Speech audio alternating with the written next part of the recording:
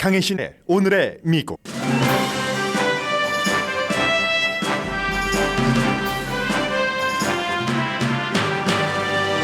트럼프 전 대통령을 뺀 5명의 공화당 예비선거 후보들이 세 번째 대선 후보 토론을 했습니다. 이스라엘 지지에는 한 목소리를 냈고 낙태 이슈는 논쟁이었으며 하이라이트는 니키 헤일리 후보가 비벡 라마스와미 후보를 쓰레기라고 부른 순간입니다. 토론에 빠진 트럼프 전 대통령은 토론장 가까이에서 북한 인구를 잘못 말하고 헝가리와 러시아 국경이 닿았다는 등 말실수 등을 이어갔지만 지지자들은 상관하지 않고 그를 추앙했습니다. 이스라엘 하마스 전쟁은 12명의 인질을 석방하기 위해 최대 사흘까지 휴전하는 논의가 진행 중이라고 가디건이 보도를 했습니다. 물론 네타냐후 이스라엘 총리는 부인합니다. 미국 민주당의 46%는 이스라엘 하마스 전쟁에 대한 바이든 대통령의 대응에 반대합니다. 지금 가자에서는 안전한 쉘터에 피신한 주민도 화장실 한 개를 600명이 함께 쓰고 아이 우유를 더러운 물로 만드는 어머니도 많습니다. 그래서 휴전하자는 얘기가 많이 나옵니다. 한국에서 윤석열 대통령을 만난 앤서니 블링켄 국무장관은 미국과 한국이 북한과 러시아의 군사협력에 의욕을 갖고 있고 실제로 군사협력하는 것을 보고 있다고 강조했습니다.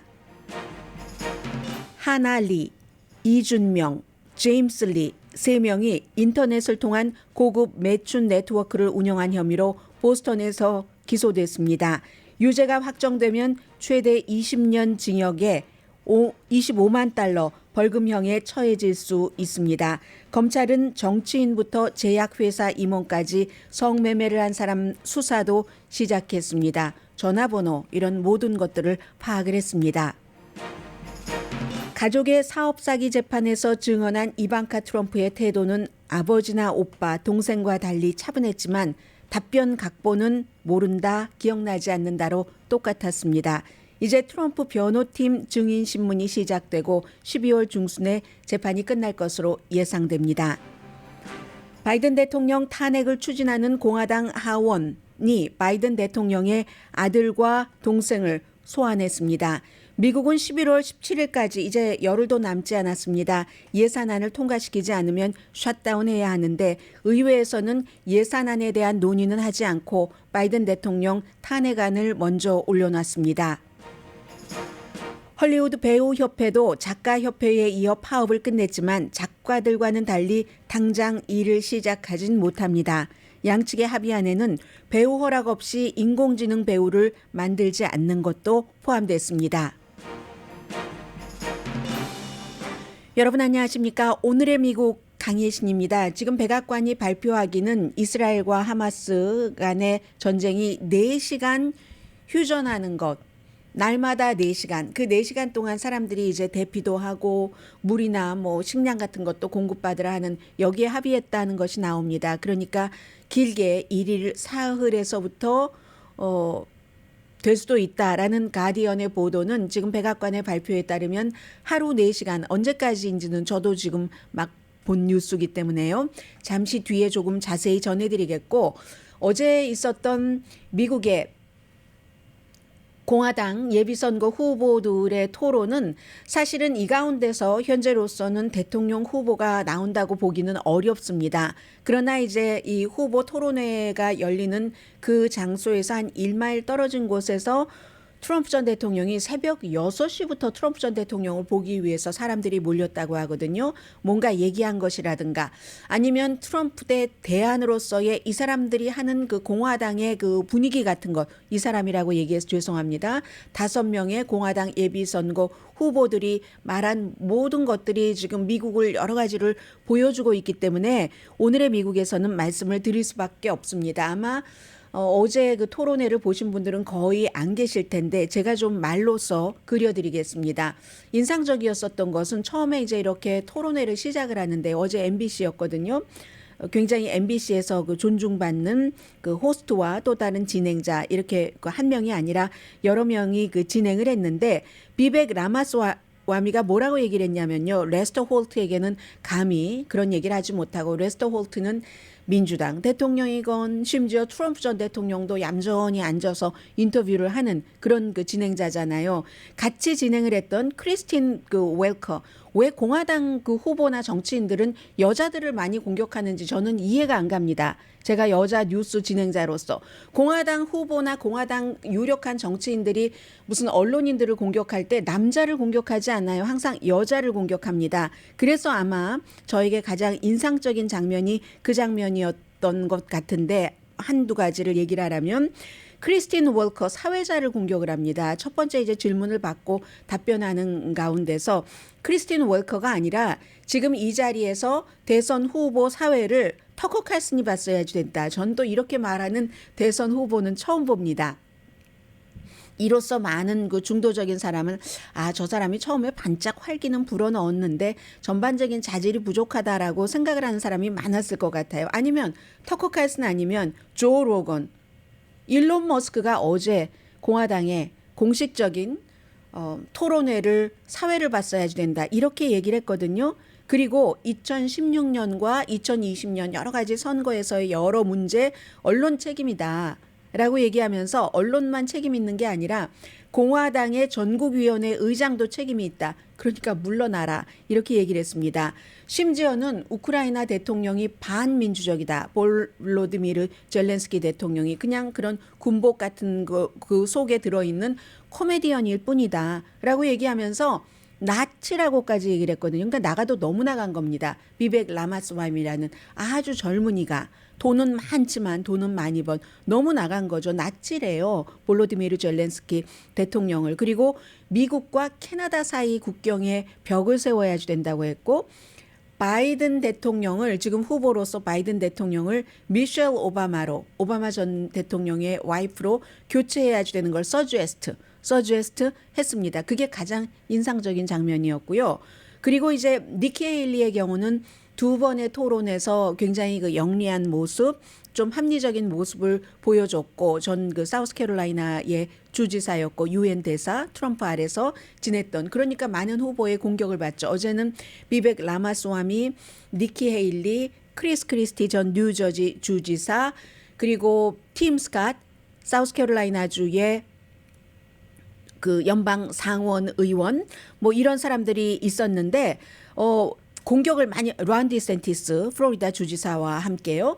론 디센티스도 계속 니키 헤일리를 공격을 하는 겁니다. 당신이 아니라 트럼프와 지금 라이벌로 싸워야 되는 사람은 나야 나. 그런데 여론조사 결과를 보면 이미 현재로서는 론 디센티스가 별로인 것 같기도 하고요. 물론 어제 플로리다주의 마이애미에서 이 그 토론회가 진행이 됐기 때문에 플로리다의 인기 있는 주지사로서의 홈그라운드의 이점을 누리기는 했지만 지금 지지율을 보면은 니키 헤일리가 훨씬 높다는 이런 게 있고 그리고 이 비벡 라마스와미라는 젊은 사람은 니키 헤일리의 외교 정책이 너무나 강하다라고 얘기하면서 3인치짜리 힐을 신은 딕 체니다. 딕 체니가 굉장히 강성이었으니까요. 전 아들 그 대통령 그 부시 대통령의 부통령이었고 전에 국방장관도 지냈고 했었던 이 그 딕 체니에 대해서 그렇게 그 사람이 강성이니까 이라크 전쟁을 치를 때 당시도 니키 헤일리가 유엔 대사를 지냈으니까 어제 이제 중요한 이슈가 국제적인 이슈가 많았기 때문에 좀 유리하지 않았겠어요. 공격을 하면서 3인치짜리 힐을 신은 딕 체니다라고 얘기를 하다가 나중에 5인치짜리 힐 이런저런 얘기도 나오고 하다가 니키 헤일리가 그냥 또 한 방에 날려주더군요.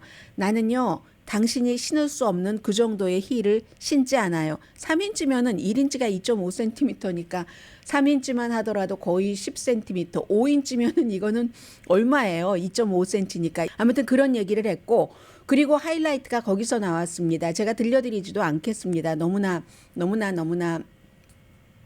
좀 우아하지 않아서. 이제 중국에 대해서 막 얘기를 할 때 누가 더 중국에 부드러운가 이런 문제를 가지고 니키 헤일리가 중국에 더 부드러워 무슨 론 디센티스가 더 부드러워 이런저런 얘기를 하다가 비벡 라마스와미가 너무 이제 강한 나간 말을 막 하는 이런 상황 그리고 비벡 라마스와미는 틱톡을 쓰고 있습니다. 젊은 사람이기도 하고 30대 후반이고요. 틱톡을 쓰니까 그런 중국 정부가 미국 정부를 감시할 수도 있고 해를 줄 수도 있는 틱톡을 쓴다는 그 비난하는 과정에서 라마스와미가 니키 헤일리의 딸을 얘기를 한 겁니다. 아, 네 딸도 틱톡 쓸 거야. 틱톡 쓰는 거 보진 않았겠지만 네 딸도 틱톡 쓰잖아. 딸이나 집안 일이나 잘 뭐 이렇게 해 하는 식으로 얘기를 했습니다. 그러니까 니키 헤일리가 아주 화난 표정이 역력했습니다. 그 화를 감추려는 노력을 할 정도의 영리함이 있지만 감추지 않았습니다. 계산을 한 거죠. 아마 그 부분에서 많은 그 부모들은 이제 비벡 라마스와미에 대해서 너무나 경박하다라고 생각을 했을지 모르겠습니다. 내 딸을 당신 보이스에 얹히지 마. 내 딸을 당신 보이스에 얹히지 마 하다가 당신은 쓰레기야. 이런 얘기까지 니키 헤일리가 했거든요. 이게 상대 당의 후보도 아니고 같은 당의 후보들과 이렇게 토론을 하는 과정에서 그런 것은 정말 처음 봤습니다. 그런데 어제 그 진행자들이 MBC의 그 베테랑 앵커들이 굉장히 그 진행 같은 것을 잘해서 뭐 쭉 이슈 안건 같은 것도 끌어냈고요. 낙태 문제에 대해서는 그 5명의 후보 가운데서 분열이 있었고 이게 굉장히 지금 중요한 이슈잖아요. 하루 전에 낙태 때문에 오하이오주에서도 켄터키에서도 버지니아주에서도 완전히 민주당이 싹쓸이 승리를 했으니까 이 낙태에 대해서도 라마스와미가 딱 얘기를 합니다. 공화당이 낙태 때문에 지는 당이 돼버렸다라고 얘기를 하니까 론 디샌티스와 팀 스캇 사우스캐롤라이나주의 연방 상원의원은 낙태에 대해서 강하게 이제 낙태를 지지하는 사람이잖아요. 팀 스캇의 경우는 아프리칸 아메리칸 유일한 지금 후보고요. 공화당 대선 예비선거 후보고요. 이 사람은 전국적으로 낙태를 금지해야지 된다고 주장하는 사람입니다. 론 디샌티스는 플로리다주에서 불과 얼마 전에 임신 6주일 이후에는 낙태를 금지하는 안에 서명을 한 주지사잖아요. 그러니까 이게 의견이 다르고 그 사이에서 크리스 크리스티 뉴저지 주지사는 뉴저지가 그렇게 보수적인 주가 아니잖아요. 동북부에 낙태는 그냥 주에 맡겨야지 된다. 이 정도로 갔고 니키 헤일리는 유일한 여자입니다. 민주당이 아니라 유일한 여자예요. 어제도 이제 상징적으로 흰색을 입고 나온 것 같은데 이 여자가 뭐라고 얘기를 하냐면 나는 여자 후보가 나는 분명히 프로 라이프다. 공화당처럼 이 낙태에 반대하는 프로 라이프라는 거예요. 그러나 프로 초이스 낙태를 선택하는 여자들은 낙태 선택에 대해서 생각하는 그런 게 있지 않겠어요? 그 낙태 선택의 뜻도 존중을 한다. 그 사람의 뜻도 존중을 하고 대신 나의 프로 라이프인 낙태를 금지하는 나의 생각도 존중받길 원한다. 이런 아주 애매모호한 입장. 나도 그 사람들 판단 안 할 것이고 개인적으로 그 사람들도 낙태에 반대하는 나를 판단하지 말았으면 좋겠다. 이렇게 얘기를 했고요. 이스라엘은 완전 뭐 이스라엘 홍보 대사들이 나왔어요. 누가 더 많이 하마스를 비난하느냐. 경쟁적으로 그 같은 얘기. 하마스 말살에 대해서 누가 잘하나. 말의 강도 높이기 어제 그런 그 대회였고요. 그리고 친팔레스타인 시위하는 것도 강하게 비난을 했습니다. 그런데 5명의 공화당 예비선거 후보들은 모두 지금 팔레스타인 가자 주민들이 하루에 29ml니까 이론수도 안 되는 것 아닌가요? 그 정도의 물로 산다고 하는데 그런 부분에 대해선 그리고 피신하라 피난민들 피신하라에서 피신을 하는데 남쪽으로 가는데 가다가 폭탄 맞아 숨진 이런 사람들에 대한 얘기는 전혀 하지 않은 이스라엘에 대해선 완벽한 친이스라엘이었고요. 어제 그 론 디샌티스가 트럼프 전 대통령이 불참한 것에 대해서 비난을 했고 그러나 이제 최근에 그것뿐만이 아니라 킴 레이놀즈 아이오와 처음에 이제 예비선거가 치러지는 그 주지사로부터 본인이 공식 지지를 받고 홈그라운드 이런 등등의 일로 어제는 이제 조금 이점이 있었던 것 같은 그런 것들이 있고요. 그 밖에 중요한 이슈는 어제 우크라이나 이슈에 대해서도 나왔는데 여기도 의견이 조금 엇갈렸고 중국에 대해서는 앞에 조금 말씀을 드렸고요. 그리고는 토론이 끝나고 나서 또 하나 잘 알려지지 않은 건데 팀 스캇이라는 사우스캐롤라이나의 연방 상원 의원이 만약에 트럼프 전 대통령이 뭐가 잘못되면 그의 대안으로서 주목받을 만하다. 처음에 많이 그랬어요. 근데 지금은 점점 토론회를 3번 하면서 뭐 잘못하는 건 없는데 존재감이 좀 드러나지 않는. 그러나 이것도 끝이 아닙니다. 아직 기간이 많이 남았기 때문에. 그런데 이 팀 스캇이 결혼을 하지 않았어요. 결혼을 하지 않았기 때문에 사람들이 공화당 사이에서 결혼하지 않고 혼자 사는 남자들이 많거든요. 뭐 예를 들면 잘 알려진 사람 가운데서 린지 그레이엄 같은 사람이 그런 사람이죠. 그렇게 되는 경우는 사람들이 의심을 좀 합니다. 게이인가? 하니까 어제 그동안 여자친구가 있다 얘기만 하다가 딱 여자친구를 토론이 딱 끝나고 나서 금발의 이 아프리칸 아메리칸 후보의 여자친구는 금발의 여자친구였습니다. 여자친구를 딱 그 무대 위에 토론이 다 끝나고 나면은 서로 그렇게 싸우다가 거의 이제 악수도 하고 허그도 하잖아요. 하고 배우자들 올라오고 하는 그때에 이제 본인의 여자친구를 무대에 올려서 이제 그 싱글, 오히려 본인은 그렇게 얘기하잖아요. 싱글 대통령이 시간이 많아서 일을 더 많이 한다. 이거는 인도의 총리가 하는 얘기와 같은 얘기잖아요. 어제 그런 면을 조금 보였고 누가 잘했나는 뭐 니키 헤일리 후보가 어제도 좀 잘한 것 같고 이 론 디샌티스를 고립주의자로 막 몰아넣었어요. 미국도 글로벌 파트너가 필요하다. 내가 유엔에서 일해보니까 말이야. 이렇게 여유 있게 얘기를 많이 했고요. 트럼프 전 대통령에 대해서는 5명 후보 모두 왜 토론에 안 나오느냐. 특히 디샌티스와 니키 헤일리가 여기는 힘을 합쳐서 트럼프가 나와야 되는데 안 나왔다라고 얘기를 했고 잘한 사람은 레스터 홀트와 비벡 라마스와미가 막 저 사람 아니어야 사회자 바뀌었었어야지 대한 크리스틴 그 웰커 굉장히 그 민첩한 조정 같은 거 잘했고요. 비벡 라마스와미는 모든 사람들 얘기 들어보면 어제 다 졌다라고 생각을 하는 것 같아요. 자, 그런 것이고 트럼프 전 대통령이 또 승리한 것처럼 보입니다. 본인은 거기 안 나갔고 앞으로도 후보 토론에 안 나간다고 하고 그런데 10마일이 아니라 1마일 아니었던가요? 1마일 떨어진 곳에서 제가 1마일이라고 머리로 생각했는데 여기 10이라고 써놨어요. 떨어진 곳에서 새벽 6시부터 트럼프 전 대통령 보겠다고 그 하이얼리아라는 그쪽 지역이 이제 히스패닉계가 많은 그런 곳이라고 하죠. 거기서 사람들이 모여서 북한의 인구가 트럼프 전 대통령이 뭐라고 했던가요? 제가 14억이라고 했었던 것 같아요. 네,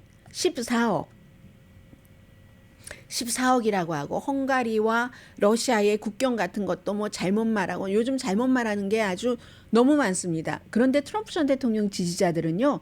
그런 것들 하나도 신경 쓰지 않고 어제 보니까 지난번에 한동안 트럼프 전 대통령이 이제 대통령에서 내려가기 전에 트럼프만 등장하면 엄청나게 사람들이 열광했잖아요. 그러다가 이제 그 대통령 자리에서 물러나서 한동안 조금 좀 식는 듯이 보였습니다. 그리고는 어제 그 발을 동동동동동동동동 구르는 걸 보니까 트럼프 전 대통령의 지지자들의 지지는 다시 살아났다. 예전처럼 저는 어제 보면서 그렇게 느꼈고요. 그런데 트럼프 전 대통령 지지자들은 트럼프 전 대통령이 실수를 하거나 아니면 상식적으로 너무 무식한 말을 하거나 이런 때도 전혀 상관하지 않습니다. 본인들도 또 아마 모르는 사람들도 많을 겁니다. 북한 인구가 14억 명이라고 생각하는 사람도 많을 겁니다. 그러면서 무조건 트럼프 전 대통령이 좋은 거예요. 도덕적인 것, 그런 매너라든가 남을 막 누르고 이런 것들이 좋은 사람들이죠.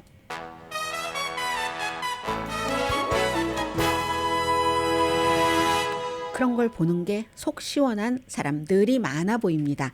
그러면서 그의 정책이 좋다라고 얘기하는 사람도 많습니다. 트럼프가 말하는 되지도 않는 그런 뭐 기후변화가 어디 있느냐 혹시다라고 하는 말을 믿는 정도의 사람이라면은 트럼프의 정책을 판단할 능력은 없다고 봅니다. 물론 굉장히 많은 분들은 트럼프의 정책을 굉장히 합리적으로 평가할 만한 능력이 있는 분들도 많지만 앞에서 와 하고 추앙하는 사람들을 얘기를 하는 겁니다. 무조건적인 그 사고와 비판 없이 추앙하시는 분들을 얘기를 한 겁니다. 잠시 뒤에 지금 속보를 조금 전해드리고요. 오늘 제가 여러분들께 가장 많이 좀 보도해드리고 싶었던 그런 에세이 비슷한 기사 하나 소개해드립니다. 라디오 서울 방송 오늘의 미국 듣고 계십니다. 방송하고도 제가 또 확인을 했어요. 트럼프 전 대통령이 북한 인구를 14억이라고 했는가? 네, 1.4 빌리언이라고 했습니다. 왜 그 얘기를 하게 됐냐면 이 김정은이 14억 명의 인구를 이끌고 있는 보스다. 근데 사람들은 나에게 그가 현명하다, 인텔리전트한 사람이라고 말하지 못하도록 한다. 뭐 이런, 그러니까 김정은과의 관계 뭐 여러 가지를 좋게 말하면서 14억이라고 얘기를 했고요. 헝가리와 그 러시아의 국경에 대해서는 헝가리의 그야말로 독재자하고도 친하잖아요. 트럼프 전 대통령이 독재자들을 좋아합니다. 그리고 이제 북한이 어떻게 저렇게 일사불란하게 이런 그런 파워를 좋아하는 것 같은데 헝가리의 그 독재자와의 본인의 관계 이런 걸 얘기를 하면서 러시아와 국경을 맞대고 있는 헝가리가 어떻게 러시아와 국경을 맞대고 있습니까? 러시아 있고 우크라이나 있고 그리고 그 다음이 이제 헝가리가 있는 거죠. 그러니까 이게 일반 사람들은 상관없죠. 무슨 어느 나라가 어느 나라와 국경을 맞대고 있는가 하는 것을 뭐 취미로 많이 아는 사람은 알면 좋지만 상관이 없지만 이건 지금 전쟁이 치러지고 있는 것이고 그 이슈를 선거 캠페인에서 하는 사람이 그렇게 얘기를 하는데도 아무도 트럼프 전 대통령의 지지자분들은 아무도는 아니겠지만 그런 것에 별로 받아당하지 않는 것 같은 그런 분위기고요. 민주당의 46%가 바이든 대통령의 이스라엘 하마스 전쟁 대응을 지지하지 않습니다. 50%가 지지합니다. AP통신과 Nook Center for Public Affairs 항상 공동으로 여론조사를 하죠. 8월 달에는 지금 이스라엘과 하마스 간의 갈등에 대해서 바이든 대통령이 어떻게 잘하고 있는가 물어보면은 57%가 지지했거든요. 8월보다 지금 7%가 내려간 겁니다. 그때는 그 반대하는 사람이 40%였는데 지금은 46%. 기본적으로 이스라엘을 너무 지지한다 하는 것이고 이거 점점 늘어날 확률이 높습니다. 이스라엘과 하마스 사이에서 어떤 휴전을 하고 미국 사람들 다 집으로 돌아오고 가자 사람들 안전하게 피신하고 피신해도 북쪽에 있는 사람들은요. 지금 3분의 1이 무너졌다고 하거든요. 가자 지구가.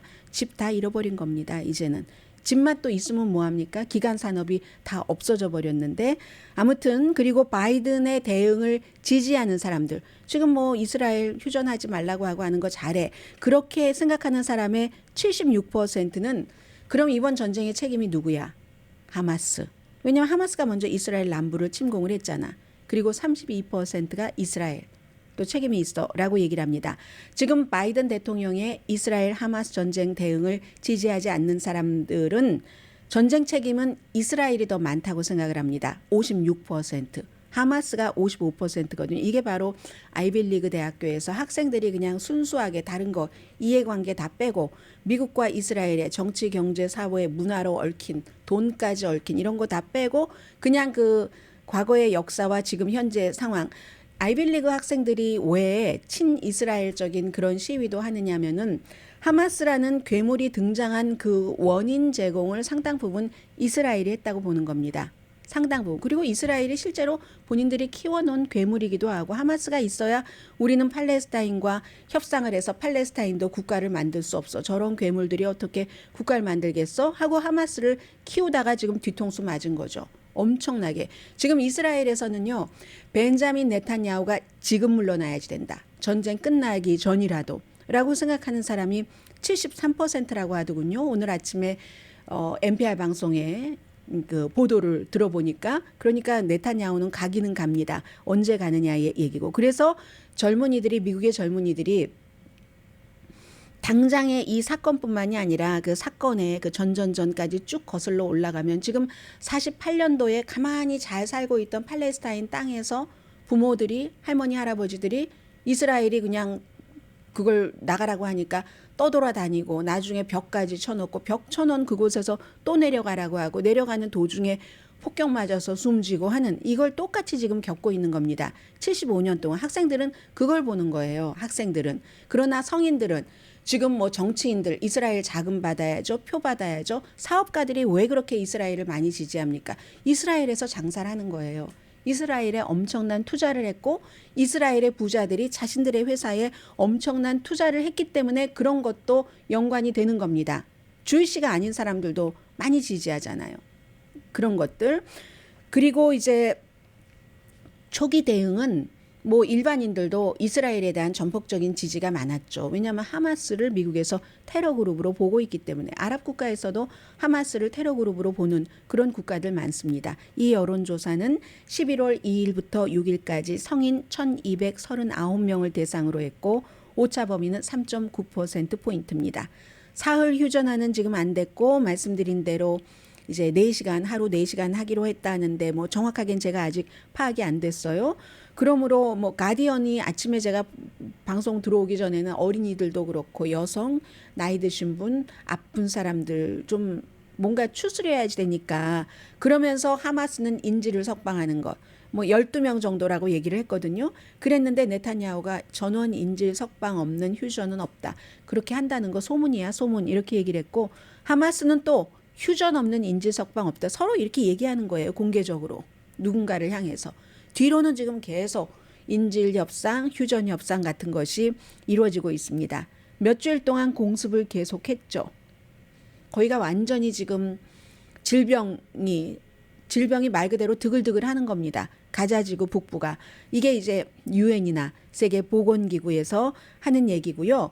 그리고 미국은 전쟁이 끝나면 가자지구를 팔레스타인 자치정부 지금 서안에 있는 그곳이 통치해야 된다. 계속 어제부터 강조를 하고 있지만 그리 간단치 않습니다. 가자 주민이 이 파타당을 원치 않고 또 이질감도 워낙에 있고 또 남아있는 하마스와의 갈등 이런 것들 때문에 그런데 제가 지금부터는 이코노미스트가 쓴 그냥 가자 주민의 생활이라고 생각해 주세요. 뭐 제목은 거창하게 붙여놨습니다. 아무도 서로를 블레임만 할 뿐 뭐 내가 잘못했다 하는 쪽이 없다 뭐 이런 식의 제목이었는데 이코노미스트는 얼마 전에 휴전하면 안 된다라고 또 이 기사를 쓰기도 했었던 그런 그 영국 매체입니다. 오늘은 처음부터 그냥 대강 읽어드릴게요. 시간 닿는 데까지. 많은 사람들에게 가자 지구에서의 삶은 이제 걷고 기다리는 일이 전부입니다. 사람들은 물 배달해주는 트럭, 우물, 빵집, 또 음식 있는 곳이면 배급하는 곳이면 어디든지 걸어갑니다. 그리고 몇 시간 동안 기다립니다. 때때로 몇 시간 동안 기다리고 걸어가서 빈손으로 집으로 돌아갑니다. 밤에 새벽을 기다립니다. 막 공습하니까요. 가자지구에 거주하는 220만 명 사람들, 이제는 한 달이 넘는 전쟁과 거의 전면적인 포위 공격을 견뎌내서 살아난 사람들이 있는데 10월 13일 이후에 계속 이제 그 북부에 있는 사람들에게 남쪽으로 대피하라고 반복을 했는데 4분의 3 정도가 간 것으로 아직도 4분의 1은 남아있는 거. 어차피 가도 죽을 수 있고 나 여기서 우리 걸 지키겠어. 뭐 예전에 지키지 않았다가 다 빼앗겼잖아. 우리 엄마 할머니 할아버지가 이런 얘기를 하고 있지만 남쪽에서도 안전하기는 어렵습니다 하면서 이제 제가 여러분들께 전해드리고 싶은 이런 내용들이 있는데 여기까지 요 문장 이후에요. 11월 7일 남쪽에 이제 그 칸 유니스라는 곳의 한 학교니까 당연히 유엔이 관리하는 대피소겠죠. 공격을 했어요. 사람들 사망자 나왔습니다. 이제 피난자들의 대부분은 유엔 시설이라든가 병원, 공공건물에서 대피하고 있는데 미어 터진답니다. 가장 붐비는 유엔 보호소인 이 칸 유니스 직업학교였대요. 원래 직업훈련센터였대요. 1인당 개인 공간이 이거 얼만큼입니까? 2제곱미터 미만이고 얼마나 붐벼요. 화장실은 최소 한 개를 600명이 써야지 된답니다. 하루가 몇 초가 되나요? 1초 동안에 사람들이 화장실에 갈 수 없으니까 적어도 뭐 1, 2분, 2, 3분 짧게 잡아서 그런다 할지라도 600명이 화장실 하나를 공유를 한답니다. 전쟁 전에도 가자지구 사람들은 평균 하루에 80리터의 물을 공급받았습니다. 80리터. 그런데 유엔은 아주 긴급한 상황에 사람이 최소한 마시고 뭐 음식 만들고 손 같은 것이라도 씻고 하려면 15리터가 필요하다고 얘기를 합니다. 우리가 보통 물 파는 거 뭐 $2 50센트 정도 돼서 파는 게 3리터 정도 되나요? 15리터가 필요하다고 하는데 일반적인 할당량은 지금 3리터 정도밖에 안 되는 거예요. 3리터 안 되죠. 3리터 안 되죠. 29ml에 불과하다는 겁니다. 그리고 대부분은요 또 무슨 어디 우물 같은 데서 길어오니까 농업용 용수 이런 더러운 물이잖아요. 목욕 같은 것은 상상도 할 수 없는 사치고 물은 모자라는데 탈수증은 너무 지금 흔하답니다. 그곳에서. 그래서 뭐 날마다 굉장히 많은 뭐 설사 여기서 이제 질병이 점점 악화되는 거잖아요. 면역력 약한 사람 음식 부족한 거 말해 뭐 하겠습니까? 계란, 쌀, 기름 이런 것은 뭐 찾기 굉장히 어렵고요. 그냥 아무 니 맛 내 맛도 없는 그런 그 플레인 한 빵덩어리 하나를 갖기 위해서 지금도 운 좋게 열려 있는 북부에는 빵가게 하나도 오픈 안 했다고 하고요. 운 좋게 열려 있는 몇몇 빵집에 밤새도록 줄을 선답니다. 그래서 빵 한 덩어리, 플레인 빵 한 덩어리를 어떤 경우는 같은 데 모여 있는 몇십 명이 먹어야지 되는 경우도 있는 거예요. 6.25나 뭐 다름없는 겁니다. 그래서 이제 뭐 통조림, 참치 이런 것들 사람들이 구호품으로 주겠죠. 생양파, 산모인데 아이 낳은 지 얼마 되지 않았는데 아이 먹일 분유, 엄마가 젖이 나오겠습니까? 아이 먹일 분유를 만들기 위해서 오염된 물을 쓸 수밖에 없는 게 지금 가자지구입니다. 11월 7일 엊그제입니다. 이스라엘군은 가자지구에 이렇게 뻔뻔스럽게 말을 하는 게 저는 너무 싫어요. 뉴스에서 이렇게 말씀드리면 안 되는데 가자지구에 식량, 물, 기타 생활 필수품이 부족하다는 건 거짓말이다라고 얘기를 하거든요. 어떻게 이렇게 거짓말을 할 수가 있죠? 이 거짓말을 또 믿는 사람이 있어요. 아무튼 그래서 이제 가자지구 북부 상황은 더욱 심각해서 거기에 이제 하마스의 근거지가 많이 있으니까 약 30만 명 정도가 110만 명 피신하라고 했는데 남쪽으로 가라고 했는데 30만 명은 가지 못할 수도 있겠죠. 집에 장애인이 있어서 움직이지 못한다던가 하면 가족이 어떻게 그럼 장애인 버리고 갑니까? 그럴 수 없잖아요. 이런저런 사연으로 못 가고 있는 사람 30만 명 정도가 있는데 이제는 너무 많이 파괴돼서 구호단체도 그곳에 빵도 물도 주로 갈 수가 없는 겁니다. 그래서 이제 빵집도 운영하지 못하고 그리고 이제 와서는 탈출을 하려고 했는데 이젠 too late. 이런 걸 아는 사람들이 많고 그냥 걷다가 중간에 숨지는 사람들이 많이 있기 때문에 그런데 어제 기자회견에서 하마스 지금 가자를 통치하고 있는 하마스 권력 집단이잖아요. 정당이잖아요. 가자 주민들이 예전에 파타가 싫다고 뽑아놓은 유엔을 비난을 합니다. 가자 지구에 어떻게 해서라도 충분하게 뭔가를 공급을 해야지. 본인들의 그런 것은 본인들은 하마스 자체는 팔레스타인 사람들이 얼만큼이 숨져도 심지어 어린아이들이 숨져도 이스라엘을 망하게 하고 우리가 뭐 나라를 세울 수 있으면 그건 우리가 감수해야지 되는 고통이다라고 얘기하는 게 하마스잖아요. 그러면서 유엔을 비난을 합니다. 하마스도. 하마스하고 이스라엘이랑 똑같다니까요.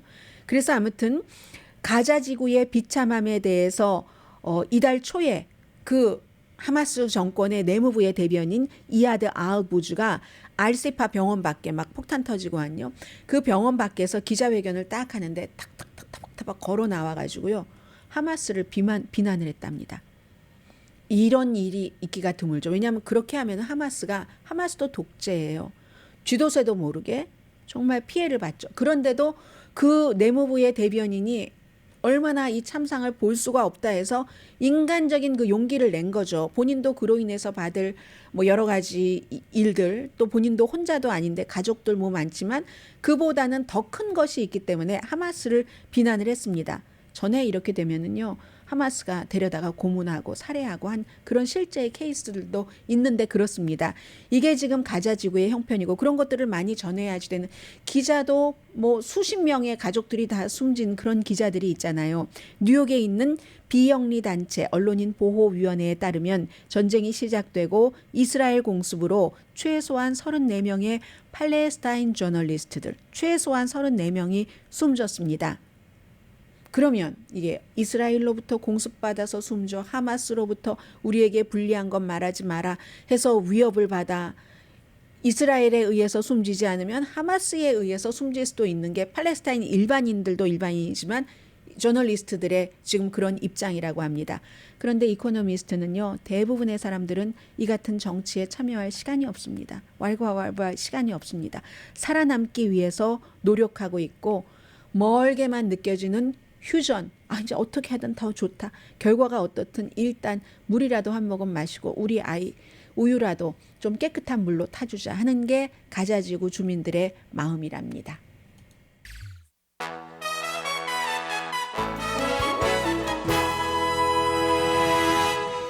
라디오 서울 방송 오늘의 미국 듣고 계십니다. 네, 이제 작가협회에 이어서 헐리우드 배우협회도 이제 파업을 풀고 일단 잠정적인 합의를 스튜디오 연예업계 회사와 했거든요.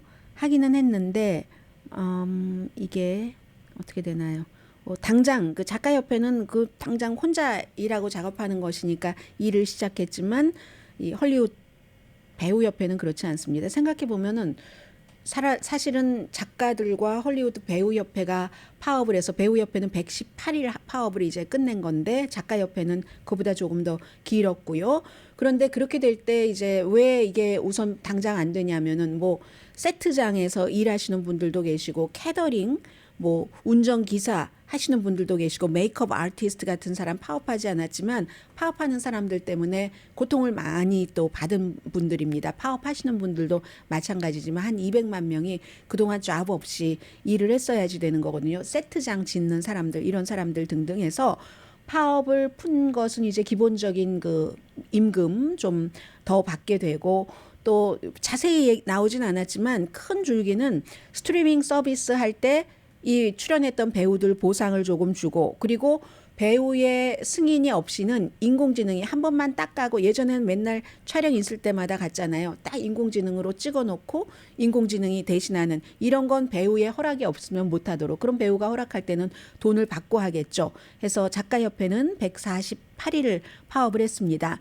모든 걸 다 얻지는 못했지만 그러나 이제 중요한 승리였고요. 뭐 헬스케어 같은 것 들어갔고 그런데 이미 이 파업으로 잃어버린 돈들이 굉장히 많고요. 이제부터 일정 정리하고 또 스튜디오 뭐 공간 같은 것도 예약을 해야지 되고 아마 빨라도 1월 정도가 돼야지만 재가동이 된다고 하고 있거든요.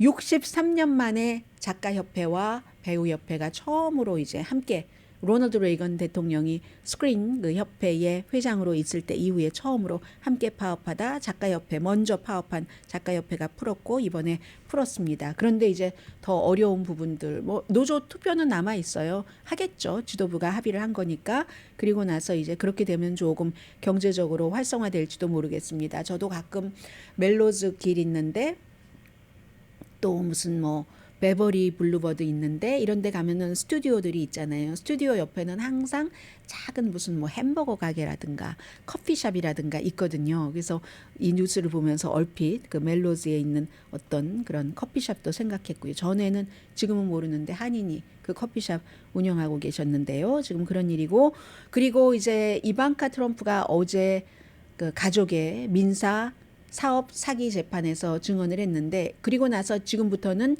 어제는 이제 검찰 측 증인으로 나온 거고 변호인 측 트럼프 변호인 측 증인 신문이 있습니다. 그리고 12월 중순쯤이면 이 재판은 민사 재판은 얼만큼의 이제 그 손해배상을 하고 또 뉴욕에서의 사업 권한이 어떻게 되는가를 판사 혼자 이건 판결하는 겁니다. 배심원 없어요. 배심원 요청을 하지도 않았어요. 트럼프 측에서. 그런데 참 아버지 또 오빠 동생 에릭 남동생은 에릭이고 뭐 한 3살 뭐 이런 터울이 있잖아요. 오빠 남동생과 아빠와 이방카는 참 다르더라. 이방카 트럼프는 오랜 동안 본인의 이미지를 계속 이제 대중에게 홍보를 해오고 그렇게 만들어 온 그런 그 이방카 트럼프입니다. 재벌의 딸입니다. 태도는 달랐는데 대본은 똑같았어요. 아버지와 아들들은 판사 앞에서 반항하고 판사를 모욕하고 마녀 사냥이다, 정치 선거 개입이다 했는데 이방카 트럼프는 그런 얘기 하나도 하지 않았습니다. 그냥 다만 거의 기억나지 않습니다. 그런데 이렇게 예를 들어 판사가 목소리를 너무 작게 해요. 이방카 목소리가 그렇게 작은지 몰랐어요. 저는 목소리를 너무 작게 하니까 판사가 목소리 조금 키워주시겠습니까? 이러면 어머 sorry 라고 또 작게 말해요. 그러면 또 판사가 괜찮습니다 라고 얘기하고 마이크에 조금 가까이 와주시겠어요? 하면 네 하고는 또 작게 말합니다. 말은 안 들어요. 말은 안 들으면서 태도 그리고 뭔가를 누군가가 가져다 주면 아주 고맙다고 재판부에도 막 고맙다고 막 정중하게 얘기를 하는데 그래서 이 가디언의 기자가 취재한 기자가 뭐라고 썼냐면요. 본인은 백조의 호수처럼 거의 기억나지 않는다. 그런데 자산에 대해서 말할 땐 또 아버지와 똑같은 어휘를 씁니다. beautiful. 우리 그 자산, 그 건물에 대해서 얘기할 때는 beautiful. 한데 이게 그 이방카 트럼프도 이제 뭐 책을 쓴 때가 있는데 그 책에서 이렇게 얘기를 한 부분이 있다고 하더군요. 현실보다는 인식이 중요하다. 사실 여부보다 인식이라는 건 어떻게 생각하느냐잖아요. maybe 대한 사실이라고 할 수도 있고 maybe 이걸 그대로 바꿔놓으면 증언 내용보다 어떻게 보여지는 태도가 중요하다. 사람들이 이제 그런 보도를 쭉 보잖아요. 그래서 그랬는지도 모르겠습니다. 증거로 제시된 확고한 뭐 오고 간 이런 이메일과 이런 걸 딱 제시해도 기억나지 않는데요. 그렇게 오래된 걸 어떻게 기억하나요? 이렇게 얘기를 해서 이 제가 하도 가디언의 표현이 재밌어서요.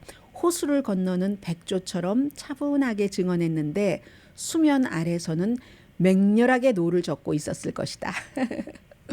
이런 표현을 했습니다. 그리고 이제 헌터 바이든과 제임스 바이든이 바이든 대통령 동생입니다.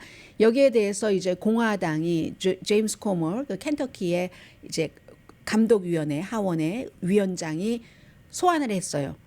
헌터 바이든이 외국과 뭐를 한해하고 부당으로 아버지가 부통령일 때 이득을 취득해서 그 이득의 상당 부분을 또 아버지에게 말하자면 상납했다. 아버지는 그걸 알면서도 다 도와줬다. 우리 확고한 증거가 있다. 은행 자료까지 있어 하면서 소환을 했거든요. 근데 그 제출한 은행 자료라는 게 뭐냐면은 제임스 바이든과 조 바이든 사이에 단기 서로 뭔가 꿔줘야지 될 일이 있었던 25만 달러. 이 25만 달러를 지금 공화당에서는 헌터 바이든이 뭐 어디서 돈 버는 걸 아버지 어카운트로 넣은 거야.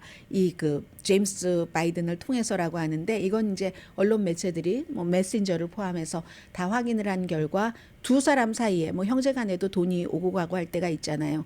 뭐 예를 들어 집을 살 때 할 때 뭐 이런 때 뭐 그런 돈이었다. 그것도 단기 빌려주고 빌려받은 것이었다 하고 얘기를 하는데 어쨌든 제가 말씀드리고 싶은 것은 은행 기록이 바이든이 자신을 포함해서 그 가족에게 이득을 주고 미국에 해를 끼쳤다는 것을 전 세계에 어떻게 이런 걸 팔아먹었는가 하는 거 우리가 증명해냈다라고 하는데 증명해냈다라고 하는 게 제가 좀 전에 말씀드린 그 부분이고요.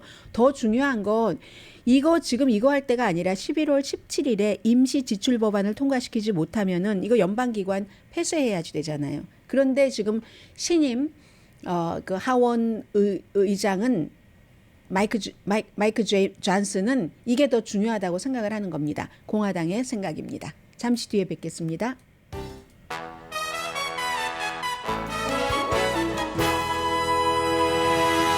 라디오 서울방송 오늘의 미국 듣고 계십니다. 아마 여러분들께서 오늘 이 내용을 가장 관심 있게 보시고 들으실지도 모르겠다는 생각이 드는데요. 한국일보 일면에 자세히 나왔고 제가 혹시 레이티스트가 있을까 싶어서 그게 이제 보스턴 쪽에서 어제 체포된 세 사람이기 때문에 보스턴 글로브도 조금 보고 있는데요. 지금 다음 주에 일단 다음 주는 아니고 인정신문까지 이준명 씨는 구금돼 있다 하는 건데 이준명 씨는 한국일보 보도에 따르면 유학생이다라고 나와 있고 미국 매체에서는 뭐 코리안 아메리칸 뭐 이런 얘기는 전혀 없습니다. 세 사람이 그 고급 매춘 네트워크 돈 많이 받고요. 뭐 어떤 경우에 뭐 콘돔 없이 2시간 하면은 뭐 $840요. 그 정도까지 하고 120분 동안 30분 동안은 뭐 $240 등등 해서 41살의 하나리 68세의 제임스 리 캘리포니아 토렌스 출신이랍니다. 하나리 씨는 매사추세츠 그 케임브리지고요.